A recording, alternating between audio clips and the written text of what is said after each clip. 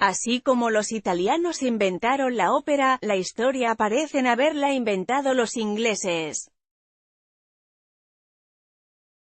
Charles Barney, una suerte de Heródoto musical, escribió en 1770, entre los muchos escritos publicados por viajeros que han visitado Italia, a donde la curiosidad les llevó por distintas razones. Resulta asombroso que ninguno de ellos, al menos hasta hoy, haya emprendido el camino para tratar de conocer el origen histórico de su música y la situación actual. Y, sin embargo, ese país encantador es el que la ha cultivado con mayor fortuna y el que no solo ha abastecido a Europa con los más celebrados compositores e intérpretes, sino también el que ha influido en mayor medida sobre nuestra concepción de la elegancia y la excelencia, que son atributos propios de este arte. Son las primeras líneas del prólogo de su libro Viaje musical por Francia e Italia en el siglo XVIII, publicado en español por Acantilado en 2014, en una excelente edición y traducción de Ramón Andrés, que según dicen habría inspirado el viaje a las islas occidentales de Escocia de Samuel Johnson.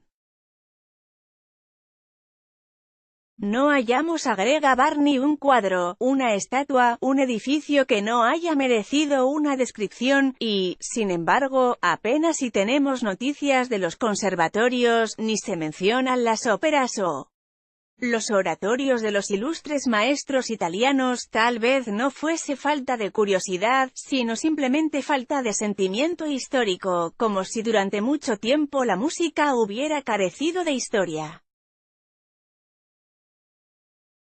Hoy nos cuesta imaginarlo, ya que al menos en el terreno de la música de conciertos vivimos en el pasado, pero hasta bien entrado el siglo XIX el concepto de música antigua prácticamente no existía. Solo se tocaba y se escuchaba música contemporánea. Si se trata de poner un hito o un punto de partida, podría decirse que la práctica de tocar y escuchar música antigua quedó establecida en 1829, cuando Mendelssohn exhumó la Pasión según San Mateo de Bach en Leipzig. Desde luego, Bach no era un desconocido para músicos como Haydn, Mozart y Beethoven, además de Selter, el primer maestro de Mendelssohn, pero casi podría decirse que se lo tocaba en privado.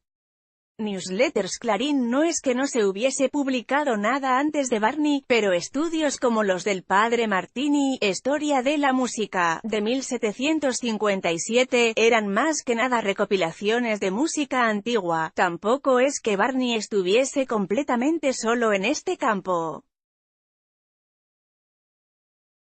Tenía un importante rival que desde luego también era inglés, John Hawkins, autor de Una historia general de la ciencia y la práctica de la música, de 1776.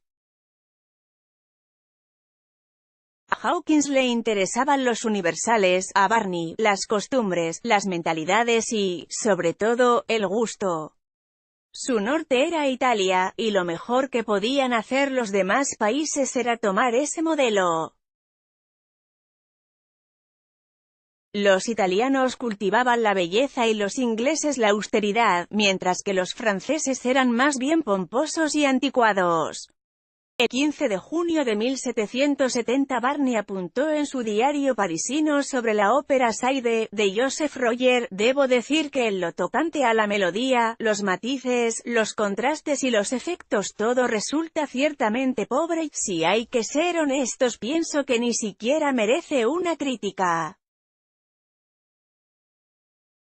Bien es cierto que la vista queda complacida ante un escenario de tan nobles proporciones con vistosos trajes y refinados decorados, ingeniosas tramoyas y exquisitas danzas, pero, la ópera, en cualquier otro país, está pensada para halagar el oído.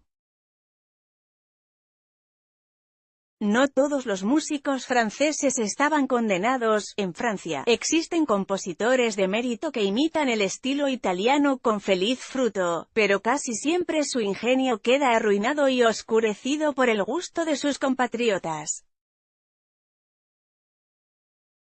Barney pensaba que con la ópera francesa pasaba algo similar a lo que ocurría en Inglaterra con los oratorios. Los oídos han envejecido de tanto escuchar la misma forma de música. Como historiador musical, a Barney nada le interesaba tanto como los cambios y el progreso.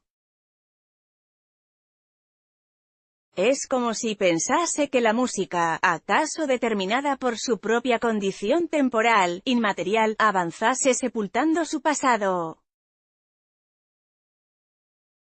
Escribió, la poesía, la pintura y la escultura han vivido sus momentos de esplendor y declive, han caído en la barbarie y salido de ella para ir de nuevo en busca de la perfección, y así, gradualmente, caer otra vez en el abismo de los oscuro. Los restos de la antigüedad son muestra de lo inmortal de estas artes, un don que, quiérase o no, le ha sido negado a la música. No puede decirse que la historia le haya dado la razón en este punto. Pero si uno compara las laboriosas composiciones de autores tan grandes como Ligeti, que poco después del estreno del Gran Macabro retiró la partitura para una larga revisión, o como Curtaz, cuya ópera final de partida viene siendo postergada una y otra vez, con una obra como Lucimi Traditrici de Sciarrino, una genialidad que parece escrita gozosamente de un suspiro, la idea de Barney sobre Italia y la ópera parece no haber perdido vigencia.